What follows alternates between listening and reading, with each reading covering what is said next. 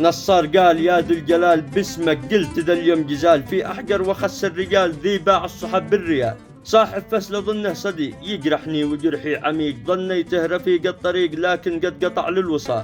أكلته زمن من يدي شربته عسى يهتدي، من غدره أسف يأتدي فوقي بالخيانة وجال. قال الفسل عندي كثير كبرته وأصله صغير، ما له في الحقارة نظير ما له بالشهامة مجال. هذه الشيلة من كلمات الشاعر نصار الرويعي يهديها إلى كل صاحب نظم ما يقطع فيها الجميل، والقصيدة تحكي وتعبر بما فيها. أداء الشاعر أيمن هيثم.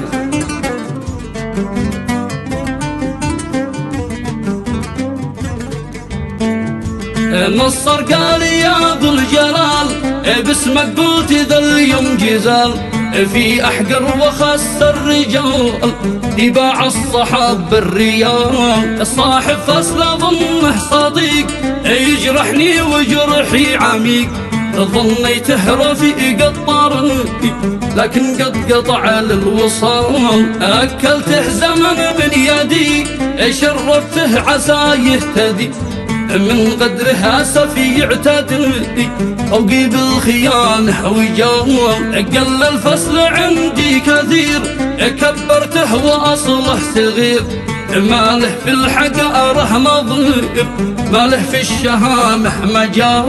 يا كم كنت أنا أحسبه رجل ما يخون صاحبه، حما على شاربه قتله والنبي هو حلال. منبع صاحبه لجلقات إيالت قبل ذا اليوم مات، ما يبقى بها ذي الحياة ويمثل شبيه الرجال. من بي من في صحبته لجمل مع خبرته، حما على أسيرته لجل المال يا ناس مول. وأنا كنت جنبه وفي مني كيف هو يكتفي، في ضيقي أسف يختفي يا حما على ذا الرجال.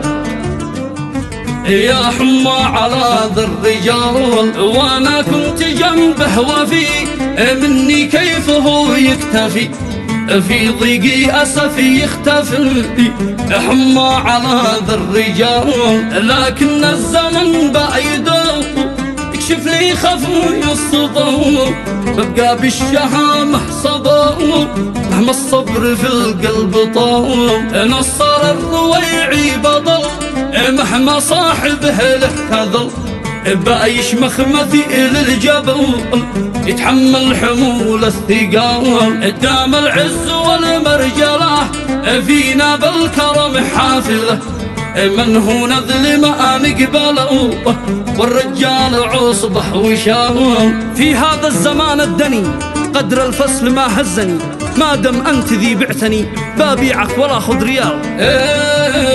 بابيعك ولا خذ ريال. في هذا الزمان الدني قدر الفصل ما هزني، ما دم أنت ذي بعتني بابيعك ولا خذ ريال. بابيعك باب خستمن لأنك مثل صم الوثن، بعدك بس نلقى الكفن ندفن صحبتك في الرمال. كل إنسان خاين جبان ما له أصل في ذا الزمان، لو قلد وهنجم في لون أصلح بان في ذا الفعال. الصحبة أسف ما تدوم منها ضقت وأنا كتوم، وبين الناس ذي هم قروم يتوفي بوقت القتال. ما به غير أمك وأبوك وأخوانك ذي يسندوك، لأصحابك أسف يغدروك أهلك جانبك في النزال. وأنا أمي أبي وأخوتي